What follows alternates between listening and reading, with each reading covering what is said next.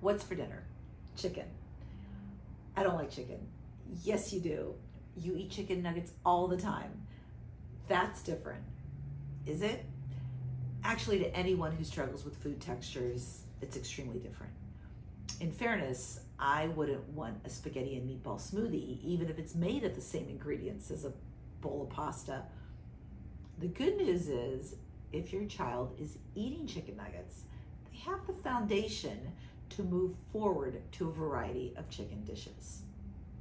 One of the first methods for doing this is the simple act of diluting or kind of sneaking it in. An example might be that you like potatoes but need more vegetables in your diet, so you start to kind of do half potatoes and half cauliflower. Or you discover you have a milk intolerance, so you start diluting your cow's milk with almond milk. This method works great to a degree, but you can take it much further with many types of foods through a process known as food chaining.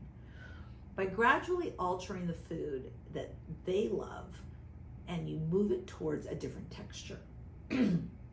Essentially, you're taking the foods that they're comfortable with and slowly making progressive steps to alter the food bit by bit. So in going back to the chicken nuggets, let's say you want this for yourself, or you want your child to eat roasted chicken. Your start point is whatever chicken nugget they are adamant about eating. So if it's a McDonald's chicken nugget, Tyson brand nuggets, dinosaur chicken nuggets, whatever it might be. The next step would be to make your own. Use like ground chicken, coat it in a similar way with breadcrumbs and seasoning, and bake or fry them.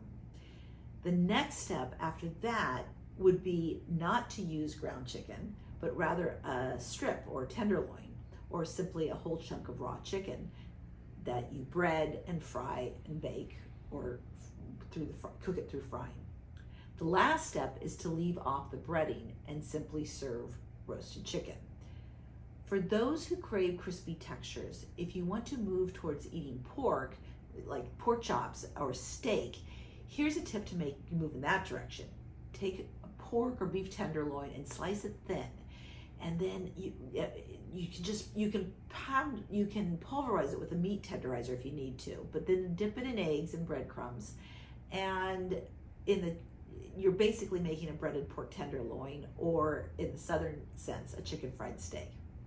After feeling comfortable with that texture, the solid piece of meat like a pork chop or steak will feel more comfortable.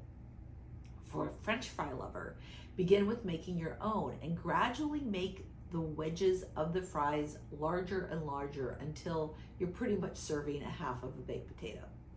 Quick tip, in cooking these yourself, use high oleic oils like coconut oil and sprinkle with salt or a really great seasoned salt. Ice cream fans can benefit from building a texture repertoire from buying types that have chunks of fruit in them. This is a great way to move from smooth to more texture. In general, anything a child likes that is fully smooth can be textured up a bit.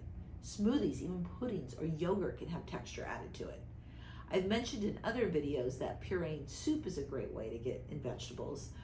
As you kind of get more familiar with the flavor, move less pureed foods into more chunks. Are you a fan of applesauce?